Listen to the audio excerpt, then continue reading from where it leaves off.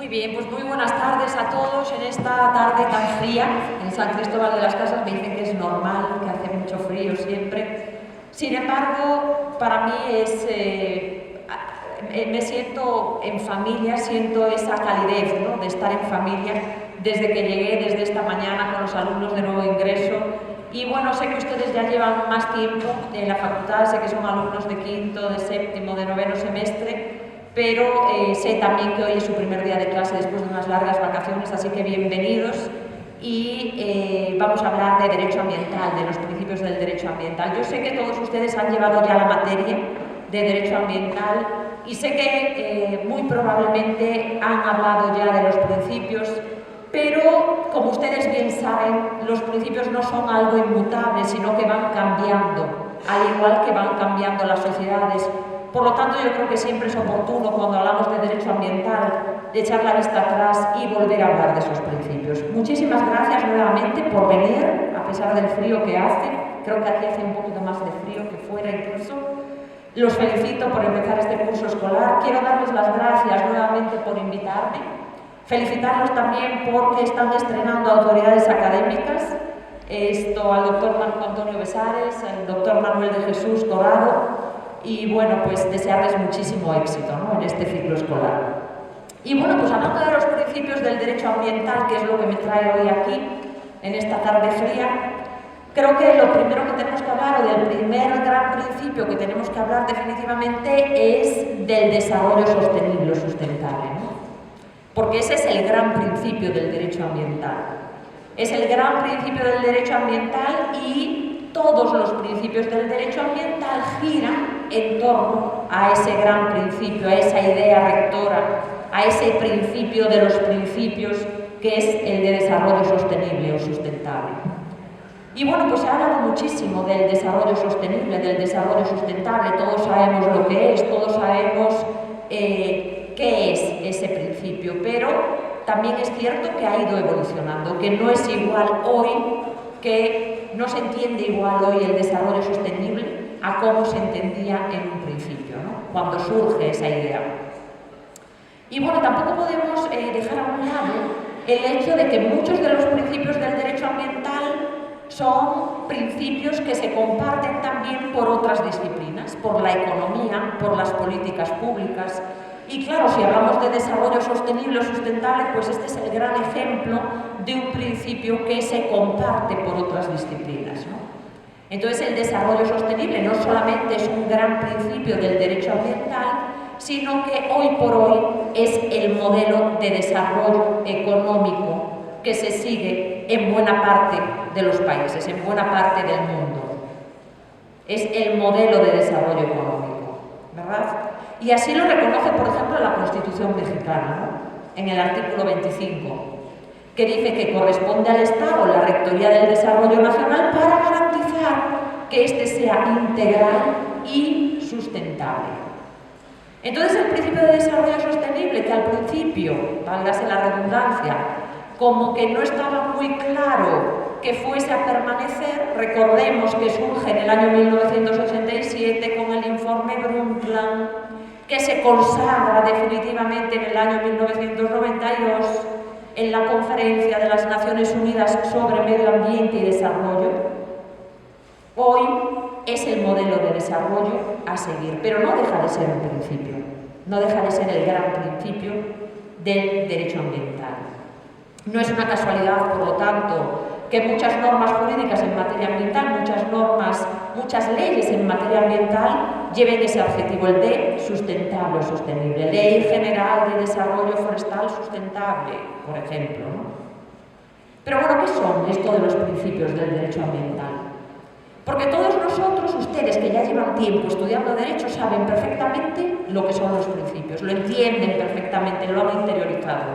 Sin embargo, a veces si nos dicen que lo expliquemos, no es tan sencillo. No es tan sencillo saber qué son, en qué consisten, hasta dónde llegan, cuál es su obligatoriedad, para qué sirven. Y menos fácil o más difícil es todavía si hablamos ya no solo de esos grandes principios generales del derecho aplicables a todas las disciplinas, sino cuando hablamos de aquellos principios que el derecho internacional llama emergentes y que muchas veces son principios específicos de determinadas partes del derecho o de determinadas disciplinas jurídicas, ¿no? Empecemos entonces con esto de los principios.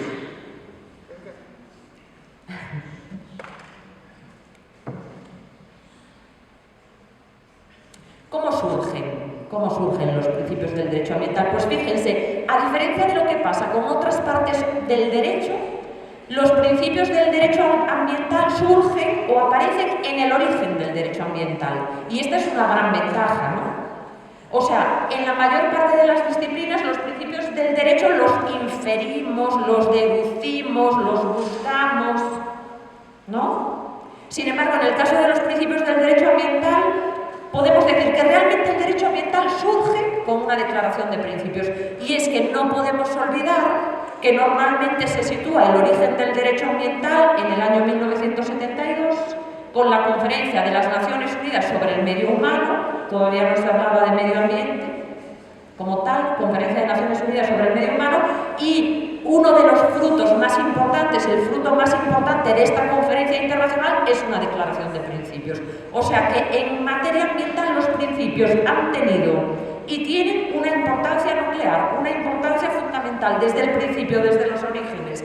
No necesitamos buscar mucho, no necesitamos inferirlos, no necesitamos rebuscar. No necesitamos ir a la doctrina jurídica para ver cuáles son, de dónde salen, por qué fulanito dice que es este, el otro dice que es el otro. No. Cuando surge el derecho ambiental nos dan una serie de principios, ¿verdad? Aparecen en esa declaración de Estocolmo. Ese es el origen de los principios. Y luego, claro, se van actualizando. En el año 1992 se le da una vuelta, se le da una nueva vuelta, una nueva actualización, ¿no?, a los principios, con la Declaración de Río. Se celebra, como bien saben ustedes, la Conferencia de Naciones Unidas sobre Medio Ambiente y Desarrollo en Río de Janeiro, en Brasil, y ahí se adopta una nueva Declaración de Principios, que lo que hace es refrendar los principios de Estocolmo y añadir algunos nuevos. Uno de los nuevos, el que hoy es más importante, con el que empezamos, el de desarrollo sostenible o sustentable. ¿Por qué? Porque en el 72 todavía no existía. Recuerden, en el 72 se habla del medio humano, el medio ambiente como un elemento del medio humano. Todavía no tenía autonomía propia, ¿no? Y el desarrollo sostenible no existía ese concepto.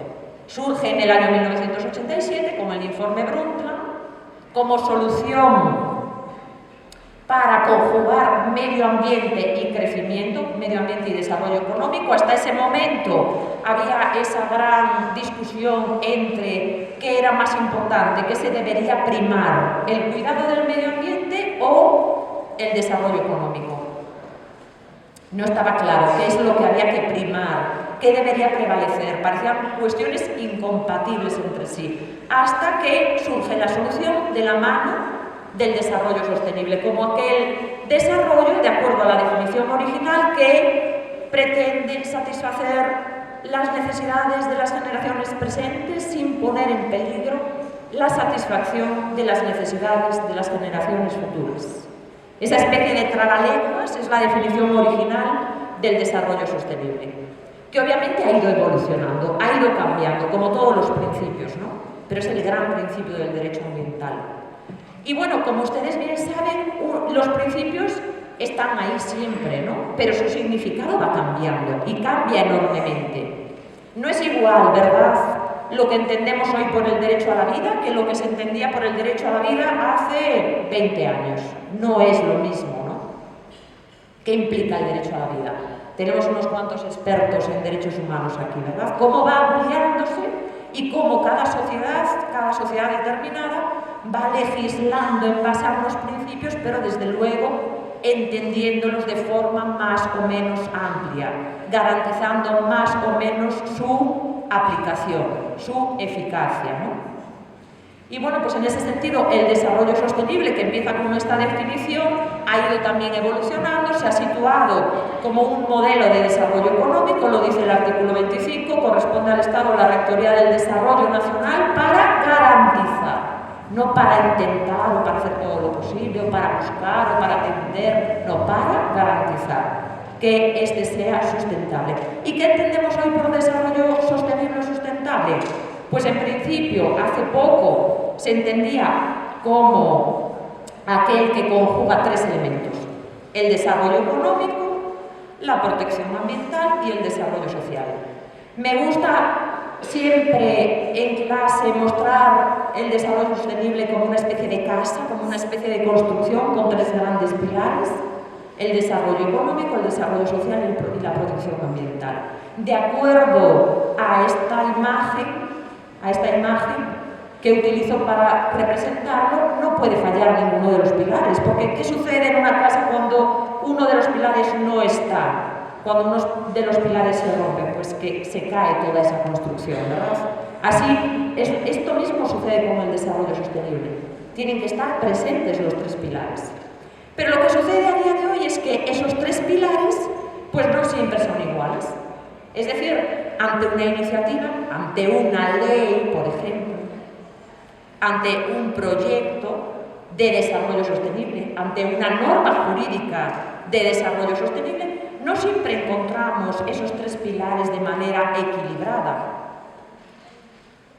No siempre encontramos esos tres pilares, esos tres elementos equilibrados entre sí. Siempre va a haber uno que predomine más que los otros dos, o dos que predominen sobre uno en concreto. ¿Eso quiere decir que esa ley o que ese proyecto deja de ser una ley o un proyecto de desarrollo sostenible? No, nunca se nos ha dicho que tenga que ser algo equilibrado. El desarrollo sostenible no tiene que tener perfectamente equilibrados los tres elementos, pero sí deben estar presentes, ¿no? Y lo que está sucediendo es que, y lo que sucede cuando nosotros nos encontramos con discusiones sobre iniciativas, proyectos de medio ambiente a la luz del desarrollo sostenible, es que siempre habrá grupos que pretenden que prime, que prevalezca, que tenga más protagonismo un pilar sobre los otros. Y ahí entran las ideologías políticas. No podemos dejarlas a un lado. Cada vez más. O sea, el derecho ambiental que empezó en los años 70 como algo totalmente ajeno a lo político, el cuidado del medio ambiente que puede tener eso de político, resulta que a día de hoy se ha ido sofisticando y ha ido permitiendo y ha ido fomentando que las ideologías estén presentes. Porque claro, no es lo mismo hablar de un proyecto de desarrollo sostenible en el cual prevalezca, tenga más peso el desarrollo económico, que hablar de un proyecto de desarrollo sostenible donde tenga más peso el desarrollo social, o bien hablar de un proyecto de desarrollo sostenible donde tenga más peso la protección ambiental, ¿verdad? Bueno, la discusión está servida en lo que se refiere al desarrollo sostenible, porque hay otros grandes principios del derecho ambiental. Ese no es el único, desde luego que es el más importante, el desarrollo sostenible, pero no es el único, hay muchos más. Muchos de ellos son principios de lógica ambiental, ¿no? La mayoría de ellos son principios de lógica ambiental. Y como les he mencionado, pues muchos de ellos se comparten también por otras disciplinas. ¿Cuáles son esos principios? Bueno, pues uno muy importante es el de prevención. El principio de prevención. En materia ambiental es básico prevenir los daños, los atentados al medio ambiente, los daños al medio ambiente. O sea, dicho en otras palabras, las normas jurídicas en materia ambiental tienen que ser básicamente preventivas, tienen que intentar básicamente que el daño no se produzca. Pero claro, como el sistema ambiental es un todo, pues también tienen que existir normas jurídicas residuales, menos, que busquen solucionar las cosas cuando el daño ambiental ya se ha producido. Pero ese no va a ser el énfasis, ¿no? Por eso tampoco es una casualidad que la mayoría de las normas jurídicas en materia ambiental lleven ese adjetivo de ley para la prevención y el control de la contaminación de tal sector ambiental concreto. Esa es una denominación muy habitual en materia ambiental, ¿no? O norma oficial mexicana para la prevención y el control de la contaminación porque la prevención es básica. En materia ambiental la corrección es muy difícil, es muy cara y a veces es imposible. Por ejemplo, en el caso de la pérdida de especies. El daño se ha producido, la corrección no es posible. Siempre es mucho, dicen, es más, ¿cómo dice el refrán? Más vale prevenir, ¿no? Más vale prevenir. Pues en materia ambiental es absolutamente cierto. Claro que en materia ambiental la prevención va de la mano del control, prevención y control. Casi siempre vamos a encontrar esas dos palabras juntas, prevención y control. Prevención y control. ¿Por qué? Porque la forma de legislar en materia ambiental, normalmente en todos los países, conlleva que sí se pueda contaminar. O sea, en casi todos los países sí se puede contaminar, ¿no? Pero dentro de unos límites. Es la contaminación lícita, la contaminación legal. Por eso se habla de prevención y control. La prevención, por lo tanto, es uno de los grandes principios del derecho ambiental. Quizá yo lo situaría, si tuviera que enumerarlos por orden de importancia, quizá los situaría en segundo lugar, después del desarrollo sostenible. Y otro gran principio del derecho ambiental es el de precaución, que no tiene nada que ver con el de prevención. Son cosas diferentes, aunque a veces lo encontremos en la prensa, en los medios de comunicación, entre la gente que no sabe demasiado del tema, utilizado de manera casi como sinónimos, pero son cosas diferentes, como ustedes saben. La precaución significa que cuando no exista certeza científica absoluta acerca de las consecuencias para el medio ambiente de una obra o una actividad, esta deberá ser evitada. O sea, el principio de prevención aplica cuando sí tenemos certeza científica de lo que va a pasar con determinada actividad hacia el medio ambiente. O sea, el principio de prevención se aplica cuando se sabe cuáles van a ser los daños al medio ambiente. Entonces se previenen y se controlan esos daños. Pero normalmente la actividad en cuestión se permite. Mientras que el principio de precaución aplica cuando no existe certeza científica absoluta acerca de las consecuencias ambientales de determinada obra o determinada actividad. Y en esos casos lo que exige la precaución es que no se lleve a cabo. Y claro, que los daños puedan ser graves e irreversibles, ¿no? Entonces el principio de precaución se usa mucho, por ejemplo, en la legislación relativa a organismos genéticamente modificados. Por ejemplo, la Ley General de Organismos Genéticamente de Bioseguridad de México se basa en el principio de precaución. No liberarlos al ambiente, etcétera, etcétera. ¿Por qué? Porque no se sabe a ciencia cierta, no se sabe con exactitud qué es lo que puede suceder, pero los daños pueden ser graves e irreversibles, ¿no? Principio de precaución, entonces, que es diferente, como hemos mencionado, al principio de prevención.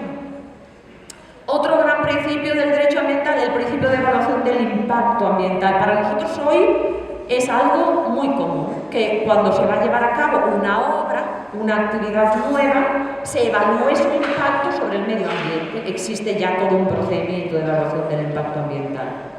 Ya estamos acostumbrados a eso, ¿no? Y esto se basa en el principio de la evaluación del impacto ambiental que surge como principio en Estocolmo. Antes no existía ese procedimiento de evaluación de impacto ambiental. Otro principio importante, ¿no? Otro principio importante, el de solidaridad, que además está como muy de moda últimamente, la solidaridad interterritorial desde el 2012, ¿no? En materia de aguas, por ejemplo, la solidaridad, el principio de solidaridad en materia ambiental, otro de los grandes principios, no es exclusivo del derecho ambiental. El principio de solidaridad nos sirve y se utiliza y sirve de base también para el derecho fiscal. Todos tenemos la obligación, en base al principio de solidaridad, de contribuir al gasto público, ¿no? A través del pago de impuestos, principio de solidaridad interterritorial. Pero el derecho ambiental le añade, digamos que nuevas vertientes, nuevos elementos, por ejemplo, la solidaridad intergeneracional. La solidaridad intergeneracional, que es así, es muy específica del derecho ambiental. El derecho ambiental no solamente se preocupa por las generaciones presentes, sino que se preocupa también por las generaciones futuras, con esa visión de solidaridad intergeneracional. No se trata de satisfacer únicamente las necesidades de las generaciones presentes, sino de no poner en peligro la satisfacción de las necesidades de las generaciones futuras. No muchas otras partes del derecho se preocupan por las generaciones futuras. El derecho civil tiene algunas previsiones, tiene algunas disposiciones que buscan la protección del nasciturus, por ejemplo, ¿no? Del concebido y no nacido, pero mucho más allá no va el derecho. Hay algunas instituciones, como por ejemplo los fideicomisos, que se usan mucho en el derecho anglosajón, que sí están muy pensados en las generaciones futuras, pero en nuestro derecho no hay demasiada preocupación por las generaciones futuras, más allá del derecho ambiental, que sí se basa en gran medida en este principio de solidaridad intergeneracional. También en el principio de solidaridad interterritorial, y les decía, esto está especialmente de moda desde el año 2012, con la modificación y con y después de que se haya añadido el párrafo sexto al artículo cuarto de nuestra Constitución, que habla de que todos tenemos derecho al agua en México, ¿no? Independientemente de donde nos encontremos, solidaridad interterritorial. Tenemos el mismo derecho al agua en Chiapas que en Veracruz, que en Monterrey. No importa lo que haya que hacer para que ese derecho al agua sea una realidad, porque claro, no es lo mismo que tengamos agua en Chiapas que tengan agua en Monterrey, ¿verdad? Cuesta más que tengan agua en Monterrey. La solidaridad interterritorial, que es un gran principio básico en la propia construcción del concepto de Estado, ¿no? La solidaridad entre las distintas partes del territorio. Por ejemplo, insisto, en materia de aguas. Y bueno, pues además del principio de solidaridad, tanto en su vertiente interterritorial como en su vertiente intergeneracional, hay muchos otros grandes principios del derecho ambiental. Por ejemplo, uno que ahora también está como de moda, porque lo ha puesto de moda el Partido Verde, lo ha escrito por todas partes, es el principio quien contamina paga. Muchas veces malentendido el principio quien contamina paga. Porque el principio quien contamina paga lo que es un principio de economía, este sí es un principio que nos viene de la economía. Surge en el año 1972, lo plantea por vez primera la OCDE, la Organización para la Cooperación y el Desarrollo Económico, en el año 72, en el año en el que surge todo este derecho ambiental, diciéndole a los países, oigan, utilicen el principio quien contamina paga, es decir, encárguense de que garanticen que sea el potencial contaminador el que cargue con todos los costes económicos de prevenir y controlar la contaminación. Ese es el principio quien contamina paga. Que sea el que contamina, el que va a realizar una obra, una actividad, el que tenga toda la carga económica de ajustar sus actividades a las normas jurídicas en materia ambiental. Eso es lo que realmente significa el principio quien contamina paga. A diferencia de lo que vemos por ahí escrito muchas veces, que parece que es que el que contamina la paga, ¿no? O el que contamina tiene que pagar. No significa eso. Porque además ese principio no tiene sentido desde el punto de vista ambiental. Ese principio no existe en el derecho ambiental. Recuerden que lo que existe es, primero, hay como que diferentes momentos, ¿no? En el derecho ambiental. El antes de la contaminación, el durante y el después de. Esos son los tres momentos, antes, durante y después. Y una serie de principios que actúan en cada momento. Antes, la mayoría. Y ahí tenemos la prevención y control, ¿no?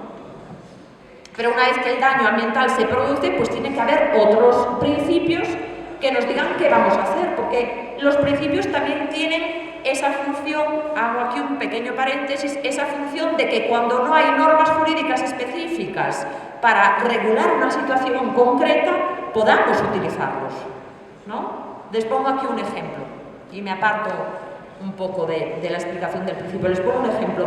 En el caso del derecho internacional ambiental, en el caso de estos accidentes de buques de petróleo, que se rompen, porque no hay una regulación clara acerca de que el barco tiene que llevar doble casco y de que no pueden transportar determinadas sustancias, etcétera, etcétera. Y entonces lo que alegan a veces los países de la nacionalidad del buque es: no hay ningún tratado internacional que nos diga que hagamos eso. No hay una norma jurídica internacional que nos diga qué hacer concretamente en esa situación, vacío legal, laguna legal. Pero hay otra cosa, hay principios. Por ejemplo, el de prevención. O se rompe un ducto de Pemex, por ejemplo.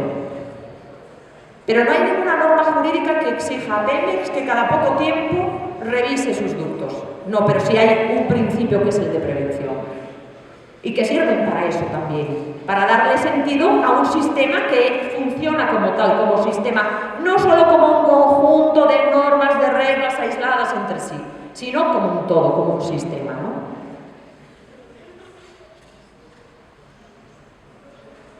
Principio: quien contamina paga, entonces. Es el potencial contaminador el que tiene que cargar con todos los costes económicos de prevenir y controlar la contaminación. ¿Para qué? Para que esta no suceda. Por lo tanto, no son las autoridades públicas de un país las que tienen que cargar con esos costes económicos a costa de los impuestos de todos. Y decíamos, hay tres momentos en materia ambiental: prevención, control, antes de, durante y después. Antes es la prevención, durante es el control y muchos otros principios, por ejemplo el de la evaluación de impacto ambiental, etcétera, etcétera, pero después de no está el principio quien contamina paga. O sea, no quiere decir que el que ha contaminado tenga que pagar. Eso no tiene sentido. ¿De qué le sirve al medio ambiente? ¿En qué nos ayuda a nosotros como titulares de un derecho a un medio ambiente sano el que alguien pague por un daño ambiental que ha producido? Lo que sí nos sirve es que repare el daño, ¿verdad? Eso sí nos sirve, que repare el daño. Por eso el principio que existe, el gran principio del derecho ambiental para el después de, no es que alguien pague, sino que repare el daño, el principio de la reparación del daño al ambiente. Por eso todos los que entienden que el principio quien contamina paga significa que el que ha contaminado debe pagar, no tiene sentido a la luz de lo ambiental, a la luz de las exigencias del medio ambiente, ¿no? Prevención, por lo tanto, control, y después, en los casos excepcionales, en los que algo ha salido mal, ¿qué puede haber salido mal para que tenga que entrar en funcionamiento el principio de la reparación del daño al ambiente? Pueden haber salido mal muchas cosas. Puede haber salido mal que la norma jurídica estuviese mal hecha, porque las normas jurídicas muchas veces están mal elaboradas, porque las elaboramos nosotros, que de lo ambiental a veces sabemos poco. Tenemos que fiarnos de lo que nos dicen pues los biólogos, los ecólogos, acerca de lo que está bien y lo que no está bien desde el punto de vista ambiental. Ese sustrato ecológico de la norma jurídica ambiental, ¿no? Y a veces no legislamos adecuadamente, a veces las normas jurídicas están mal construidas o bien están obsoletas. O sea, no es lo mismo legislar acerca de los contaminantes de las aguas hoy, con una serie de productos químicos nuevos, novedosos, que han surgido después de mucha investigación acerca de procesos, etcétera, que legislar sobre la contaminación de las aguas hace 10 años, donde muchos productos ni siquiera existían. No es lo mismo legislar sobre la contaminación o la calidad de las aguas en tal río hoy, donde la concentración de industrias es X, que legislar hace 10 años, y muchas normas jurídicas en materia ambiental son normas que están mal y que, por lo tanto, aunque se cumplan, no cumplen el objetivo de proteger adecuadamente el recurso ambiental en cuestión. No son perfectas, ¿no? En segundo lugar, puede ser que se produzca el daño ambiental porque incumplimos la norma. Eso sucede con todo, ¿no? O sea, la norma puede ser muy eficaz, pero somos individuos libres, capaces de vulnerarlas y, por lo tanto, muchas veces incumplimos la norma jurídica. Está prohibido robar y, sin embargo, hay robos. Está prohibido secuestrar y, sin embargo, hay secuestros, ¿no? Somos individuos libres, capaces, por lo tanto, de violar, de vulnerar, de infringir la norma jurídica, y por eso puede producirse el daño. Y puede producirse el daño también, por supuesto, porque haya un desastre natural o inducido por el hombre, ¿no? Y en esos casos, el que alguien pague no sirve de nada. Lo que sí sirve es obligarle a que repare el daño. La Constitución, ya después de las reformas del año 2012, dice que en el artículo 4, párrafo 5, dice que no solamente tenemos derecho a un medio ambiente sano, sino que el Estado debe velar por ese derecho y que el daño y el deterioro ambiental genera responsabilidad para quien lo comete, ¿no? En base a eso, tenemos la Ley Federal de Responsabilidad Ambiental, que lo que busca, entre otras cosas, es garantizar esa reparación del daño. Vemos entonces cómo estos principios del derecho ambiental van encontrando un eco en las normas jurídicas nacionales en materia ambiental.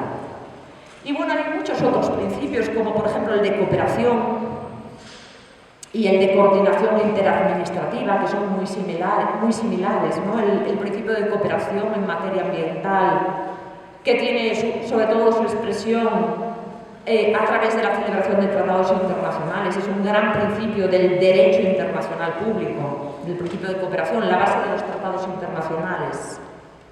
Cuando nos encontramos con entes que están al mismo nivel, entes dotados de soberanía al mismo nivel, la solución jurídica es la cooperación, ¿no? Y bueno, pues esto se aplica también en materia ambiental, pero a nivel nacional también tenemos a veces esos problemas. Y entonces tenemos otro principio importante, que es el principio de coordinación interadministrativa, que tiene mucho que ver con esta distribución de competencias que encontramos en todos los ámbitos del derecho y, por supuesto, también en materia ambiental, pero que en materia ambiental ese sistema de distribución de competencias, federación, estados, municipio, no siempre sirve para resolver los problemas ambientales, ¿no? Porque los recursos ambientales no siempre reconocen esas fronteras. Seguramente ustedes conocen muchos casos de recursos naturales compartidos y que a veces no se pueden solucionar fácilmente porque las competencias residen en niveles de gobierno que exceden el ámbito territorial, ¿verdad?, del recurso en cuestión. Entonces ahí tenemos el principio de coordinación interadministrativa. Y en base a este principio de coordinación interadministrativa, pues tenemos los famosos convenios de coordinación de acciones, etcétera, en materia ambiental, ¿no? Y bueno, yo creo que me faltan muchos principios. No sé si a alguno se le ocurre alguno más. El de integración, por ejemplo. El principio de responsabilidad, que es otro de los grandes principios del derecho ambiental, que tiene también dos vertientes, ¿no? El principio de responsabilidad compartida y el principio de responsabilidad común pero diferenciada, ¿no? Todos somos responsables en materia ambiental. Parece algo vacío y sin embargo se puede expresar y debe expresarse en las normas jurídicas. El ejemplo claro de una ley basada en el principio de responsabilidad compartida es la de residuos, la Ley General para la Prevención y Gestión Integral de Residuos, que nos dice: todos tenemos responsabilidad en materia de residuos, los que los producimos, los que los recogen, los que los tratan, las empresas. O sea, cada uno tendrá que tener su nivel de responsabilidad, pero todos tenemos nuestra responsabilidad. Me hace gracia cuando, por ejemplo, me enseñan en materia de residuos una ley, un reglamento municipal en materia de residuos, donde de repente ves que el ciudadano tiene la obligación de separar los residuos, de pagar la cuota al municipio para la recogida de los residuos, ¿no?, de la basura. Tiene que sacarlos los lunes, miércoles y viernes en bolsas separadas. Eso no es un reglamento basado en el principio de responsabilidad compartida, porque solamente tiene responsabilidades, obligaciones para el individuo. Lo que tendría que ser es que ese reglamento tuviese obligaciones para todos los niveles, para todos los actores, para el municipio. ¿Cómo tiene que tratar el municipio esos residuos? También tiene que ponerlo el reglamento, ¿no? Para que se base en ese principio. Ese es el principio de la responsabilidad compartida. Todos tenemos nuestra parte de responsabilidad en materia ambiental, de acuerdo a nuestras acciones. No todos tenemos la misma responsabilidad. Y de aquí deriva también esa otra vertiente del principio de responsabilidad, que es el principio de responsabilidad común, pero diferenciada. Todos tenemos responsabilidad, pero no todos tenemos el mismo nivel de responsabilidad. Y esto tiene, por ejemplo, un gran sentido en el derecho internacional ambiental, que se basa en este principio, ¿no? Cuando vemos tratados internacionales en materia ambiental que diferencian las obligaciones de los países e imponen obligaciones determinadas para los países desarrollados, menos obligaciones para los países en desarrollo, etcétera, etcétera. Las obligaciones asimétricas, ¿no? Responsabilidad común, pero diferenciada. Otro gran principio del derecho ambiental que se comparte por las políticas públicas, el principio de la integración de la variable ambiental en las políticas sectoriales. O el principio de subsidiariedad, según el cual las decisiones deben tomarse en el nivel más próximo a los ciudadanos. En fin, la lista de principios es amplia. Hay muchos principios del derecho ambiental que, como les había mencionado, han ido cobrando más y más protagonismo con los años. Es decir, han ido evolucionando, al igual que ha ido evolucionando el derecho ambiental. Han ido ampliando su significado, ¿no? Y claro, pues no es lo mismo lo que significa un principio o hasta dónde llega un principio en un país o en otro. Por ejemplo, el principio de precaución en Italia tiene una aplicación enorme, se reconoce como un principio del derecho, se aplica, por ejemplo, en materia de energía nuclear, de tal forma que todo lo relativo a energía nuclear está prohibido en base al principio de precaución. O bien ese mismo principio en Estados Unidos no se aplica de la misma manera, no se desarrolla de la misma manera. El principio es el mismo, pero su aplicación práctica, la cantidad de normas jurídicas que se basan en ese principio en concreto, en cuestión, va cambiando de acuerdo a la cultura jurídica de la que estemos hablando, de acuerdo al país del que estemos hablando.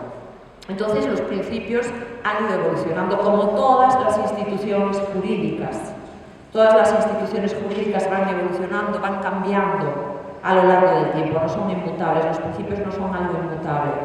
Pero más que nada lo que quisiera yo es terminar esta charla haciendo una reflexión de la vigencia de los principios a día de hoy y para qué sirven y para qué los podemos utilizar todavía.